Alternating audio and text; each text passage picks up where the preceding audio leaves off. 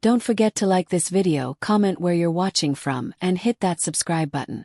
You'll never see Emma again, my daughter-in-law Melissa screamed across my living room, her face twisted with rage.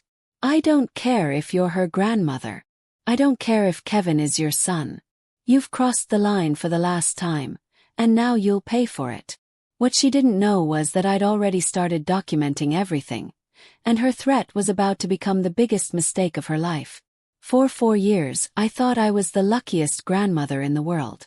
My granddaughter Emma was my sunshine, my reason for getting up every morning, my entire world wrapped up in one perfect little person with pigtails and a gap-toothed smile. When Kevin married Melissa, I welcomed her with open arms. She seemed sweet, a little shy, and clearly devoted to my son. When Emma was born, I was in the delivery room, holding Melissa's hand through contractions, crying tears of joy when my granddaughter took her first breath. She's going to be so spoiled by her grandma, Melissa had laughed, exhausted but happy. I can already tell. And I did spoil Emma. Every grandmother should have that right. I babysat twice a week so Melissa could go back to work part-time. I took Emma to the park every Saturday morning, pushing her on swings and teaching her to feed the ducks. I read her bedtime stories during sleepovers, taught her to bake cookies, and filled my house with toys and books and everything a little girl could want. Grandma Carol's house became Emma's favorite place in the world. She had her own bedroom there, decorated with princess wallpaper and a toy chest I'd painted by hand. She knew where I kept the special snacks, which drawer held the art supplies, and exactly how to ask for just one more story in that sweet voice that melted my heart every time. Kevin would joke that Emma loved me more than she loved her parents. Sometimes I think she'd rather live with you, Mom, he'd say. She talks about Grandma Carol's house all week. I thought it was wonderful. I thought we were building the kind of relationship every grandmother dreams of. I was wrong. The first sign of trouble came when Emma was 3. I was teaching her to make pancakes in my kitchen, letting her help measure flour and crack eggs. She was standing on a chair, carefully stirring the batter with intense concentration. I love cooking with you, Grandma, she said. Mommy doesn't let me help in her kitchen. Why not, sweetheart? She says I make too much mess. But you don't care about messes, do you? Not when we're having fun together. Emma smiled, that radiant smile that lit up my whole world. I wish I could live here all the time. It was innocent child's talk, but when Melissa came to pick up Emma that evening, my granddaughter ran to her excitedly. Mommy, Grandma taught me to make pancakes. And I told her I wish I could live here forever. I watched Melissa's face change.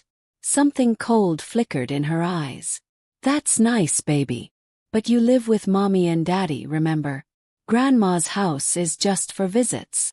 I know, but... Emma, go get your backpack. We need to go home. After Emma ran upstairs, Melissa turned to me with a smile that didn't reach her eyes. Carol, I hope you're not encouraging Emma to think of this as her real home. It's important for children to understand boundaries. Of course not, Melissa. She was just excited about cooking. Good. Because I'd hate for there to be any confusion about where Emma belongs. The message was clear. Emma belonged to Melissa, not to me. Over the next few months, the boundaries became more rigid. My twice-weekly babysitting became once a week, then every other week, then when we really need help. Saturday morning park visits became, we have other plans this weekend. Sleepovers became rare occasions instead of weekly treats. We're trying to establish more family routines, Melissa explained. Emma needs consistency. But Emma would cry when visits were cancelled, asking why she couldn't see Grandma Carol.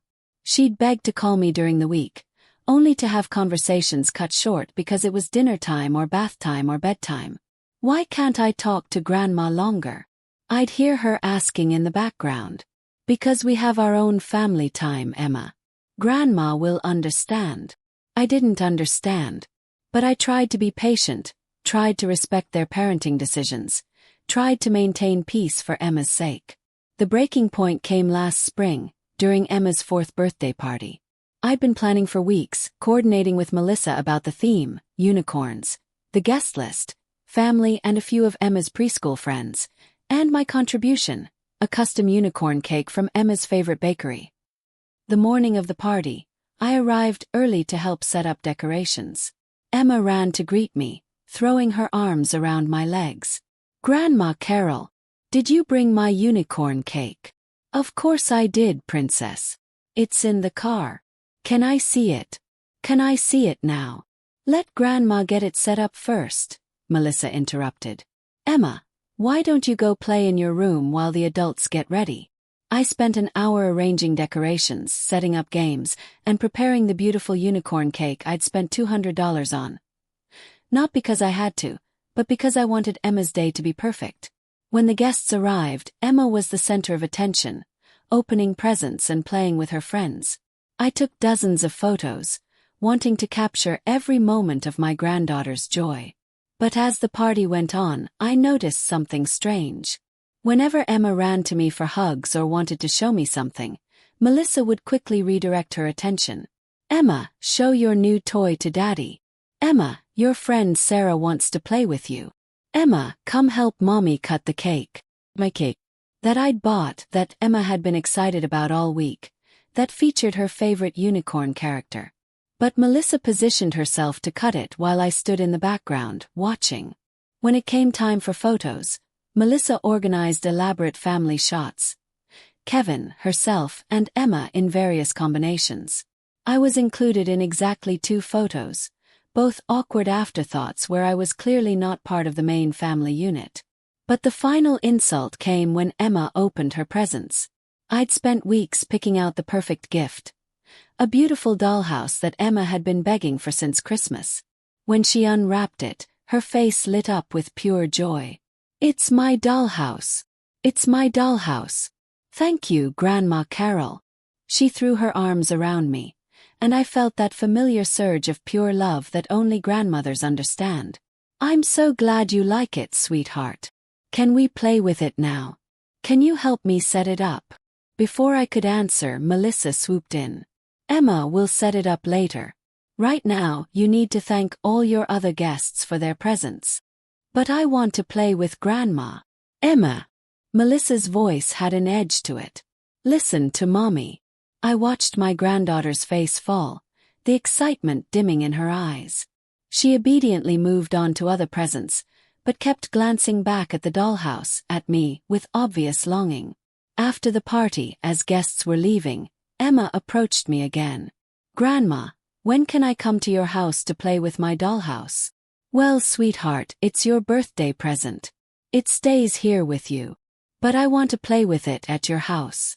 Can you take it there?" "Emma," Melissa interrupted sharply. "The dollhouse stays here. And you have plenty of toys at Grandma's house already. But this is my favorite." "Emma, enough. Go say goodbye to Grandma. She needs to leave." I knelt down to hug my granddaughter goodbye, my heart breaking at the tears in her eyes. "I love you, Princess. I'll see you soon." "When?" I looked up at Melissa, who was standing with her arms crossed. "We'll figure out a time," I said vaguely. That night Kevin called me. "Mom, we need to talk. Melissa thinks you're undermining her authority with Emma." "What are you talking about?" "The dollhouse thing. Emma threw a tantrum after you left, crying that she wanted to take it to your house. Melissa feels like you're creating competition between her home and yours." "Kevin, I just wanted to give Emma a nice birthday present." "I know, but maybe it was too much. A $200 dollhouse is pretty extravagant. Since when is loving my granddaughter too much?" "It's not about loving her, Mom. It's about boundaries. Melissa is her mother. Her rules come first. Even when her rules are designed to limit Emma's relationship with me. That's not what's happening. Isn't it? When was the last time Emma spent the night at my house? When was the last time I got to take her somewhere just the 2 of us? When was the last time I had more than an hour with my granddaughter without Melissa hovering over us?" Kevin was quiet. "Mom, Melissa just wants what's best for Emma. And what's best for Emma is seeing less of her grandmother who loves her. What's best for Emma is having clear, consistent boundaries about where she belongs." There it was again. That word. belonging. As if love was a zero-sum game. As if Emma loving me somehow diminished her love for her parents. Kevin, I'm not trying to replace anyone. I'm just trying to be Emma's grandmother. I know, Mom. But maybe you need to dial it back a little. Let Emma focus on her immediate family. After he hung up, I sat in my quiet house, surrounded by Emma's toys and artwork, feeling like I was losing the most important relationship in my life. Over the next few months, my access to Emma became increasingly restricted. Visits were scheduled and monitored. Phone calls were limited and supervised. Every interaction felt like it was being evaluated for potential boundary violations. Emma would cry when visits ended, begging to stay longer or come back sooner. She'd tell me she missed me every day, that she dreamed about playing at Grandma's house, that she didn't understand why she couldn't see me more often. "Mommy says you're too busy," she told me during one brief visit. "Are you too busy for me, Grandma?" "Never, sweetheart. I'm never too busy for you." "Then why can't I come over more?" I didn't know how to explain adult games of power and control to a 4-year-old who just wanted to love and be loved. The final confrontation came on a Tuesday in October. I'd been scheduled to babysit Emma while Kevin and Melissa went to a dinner function. When I arrived, Emma was crying. "What's wrong, princess?" "I fell down at preschool and hurt my knee. Look." She showed me a small scrape, barely visible but clearly traumatic to a 4-year-old. "Oh no. That looks like it needs some special grandma medicine." I carried her to the bathroom, cleaned the tiny wound with gentle care, and applied a colorful bandage featuring her favorite cartoon character. "There. All better. Grandma's magic medicine works every time." Emma giggled and hugged me tight. "You always make everything better, Grandma." When Kevin and Melissa returned from their dinner, Emma ran to show off her bandage. "Look, Grandma fixed my OE. She has magic medicine." I thought it was a sweet moment. Melissa saw it as a threat. After Emma went to bed, Melissa cornered me in the kitchen. "Carol, we need to establish some ground rules." "About what?" "About medical decisions." Emma had a minor scrape. The appropriate response was to comfort her, not to play doctor and make it into a big production. "I put a bandage on a scraped knee. You made it into a dramatic event where you were the hero." Grandma's magic medicine. Grandma makes everything better. Do you understand how that undermines Kevin and me as her parents? I stared at my daughter-in-law, this woman I'd welcomed into our family, this woman I'd supported through pregnancy and childbirth, this woman who was now treating basic grandmotherly affection like a crime. "Melissa, I comforted my granddaughter when she was hurt. You turned a minor incident into an opportunity to make yourself the most important person in her life." "I am important in her life. I'm her grandmother. You're Kevin's mother. That doesn't give you the right to overstep parental authority." "What authority am I overstepping?" "The authority to comfort a child. The authority to show love. The authority to be present in my granddaughter's life." Melissa's face hardened. "The authority to make decisions about Emma's care, her discipline, her emotional responses, and her understanding of family hierarchy." Family hierarchy. Emma needs to understand that Kevin and I are her primary family. You are extended family. There's a difference, and Emma needs to learn it. Extended family. The words came out as a whisper. I'm her grandmother. I was there when she was born. I've loved her every day of her life. And you can continue to love her within appropriate boundaries. What boundaries, Melissa? Because every month there are new boundaries. Every visit there are new rules. Every time Emma shows affection for me, you find a reason why it's inappropriate. That's not true, isn't it? When was the last time Emma spent a full weekend with me? When was the last time I got to take her on an outing without your permission and supervision? When was the last time she called me just to talk without you cutting the conversation short? Melissa crossed her arms. Emma is 4 years old. She needs structure and consistency, not constant disruption from competing authority figures. I'm not competing with you, Melissa. I'm loving Emma. Those are two completely different things. Are they? Because from where I stand, it looks like you're trying to be more important to Emma than her own parents. That's impossible and you know it. Is it? Because Emma talks about you constantly. She compares everything we do to what you do. She asks to go to your house every single day. She tells people she has 2 homes. Do you see how that's a problem? I saw how it was a problem for Melissa. I didn't see how it was a problem for Emma. Melissa, Emma loves me.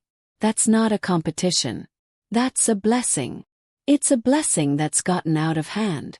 Emma needs to understand that she has 1 home, 1 set of parents, 1 primary family. Everything else is secondary. Including me.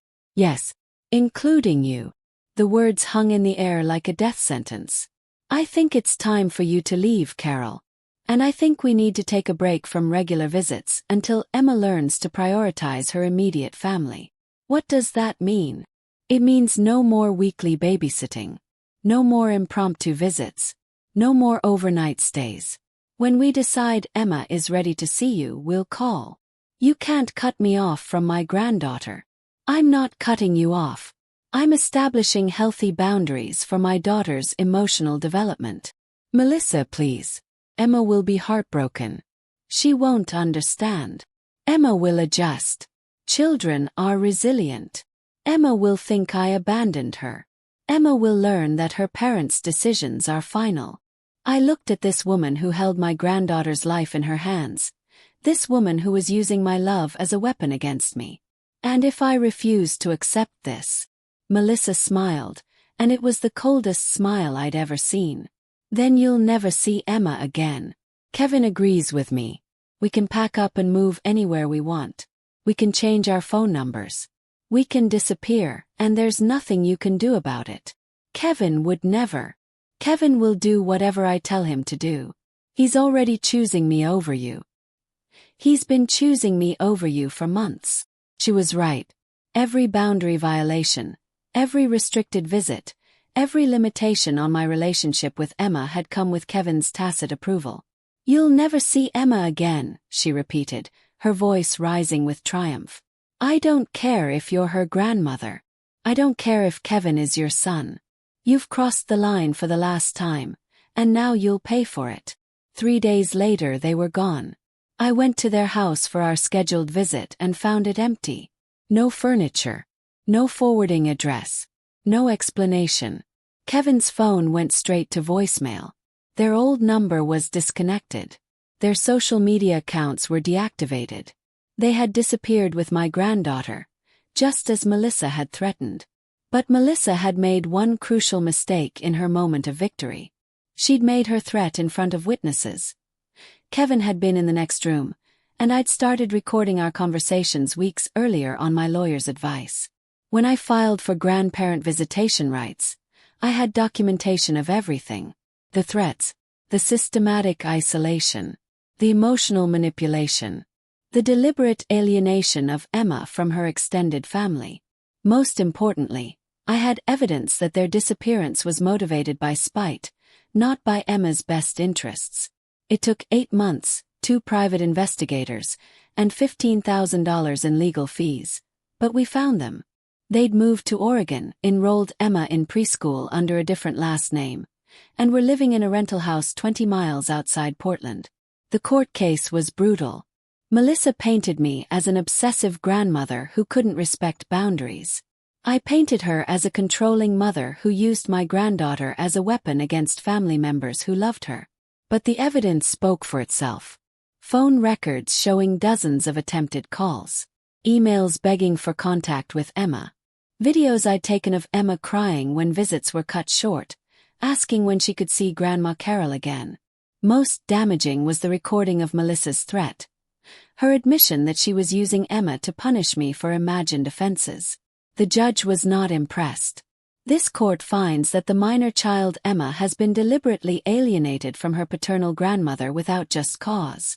The defendant's decision to relocate and cut off all contact appears to be motivated by personal animosity, rather than concern for the child's welfare. I was granted supervised visitation rights.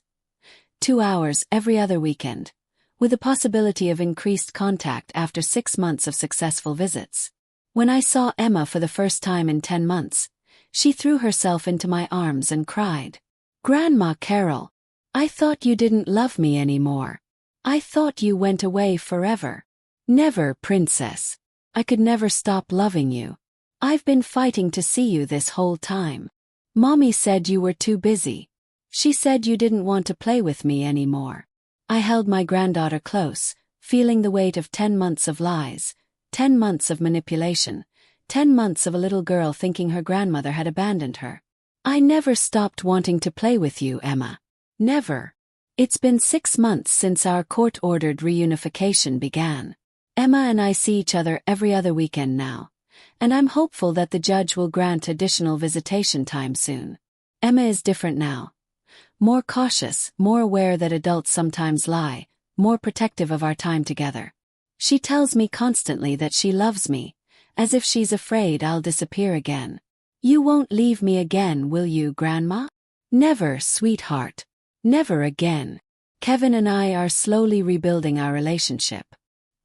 He's admitted that he got caught up in Melissa's need to control everything and everyone, and that he should have protected Emma's relationship with me. Melissa and I will probably never have a good relationship. She still sees me as a threat to her authority, and I now see her as someone willing to use a child's love as a weapon. But we're learning to coexist for Emma's sake. The house that used to be Emma's second home is slowly coming back to life. The princess bedroom that sat empty for 10 months is being used again. The toy chest is getting new additions. The kitchen is seeing little hands helping with cookies again. Emma is learning that she can love multiple people without betraying anyone. She's learning that adults sometimes make mistakes but that love endures. She's learning that her grandmother fought for her, that she was never abandoned, that she was always wanted. Most importantly, she's learning that being loved by many people is a gift, not a competition. I've learned something too. I've learned that being a grandmother is not just about love. It's about protecting that love when it's threatened. It's about fighting for your place in a child's life when others try to erase you. It's about understanding that sometimes the people who should support family relationships are the ones who try to destroy them. Melissa was wrong about one thing. Emma didn't need to choose between loving her parents and loving me. Love isn't a finite resource that runs out when you share it with too many people. Emma has room in her heart for all of us. The tragedy is that it took a legal battle to prove that. But we proved it. Emma and I are together again, and this time no one can take that away from us. The court documents in my filing cabinet aren't just legal papers. They're protection. They're proof that a grandmother's love is worth fighting for, that a child's right to know her extended family matters, and that no one, no matter how controlling, no matter how manipulative, can permanently destroy the bond between a grandmother and her granddaughter. Emma calls me every Tuesday now, our court-approved phone call that no one can cancel or cut short. Last week she told me something that made my heart soar. "Grandma Carol, I'm so glad you didn't give up on me." "Never, princess. I will never give up on you. And I won't. Not ever again. What would you have done in my place? Drop your thoughts in the comments.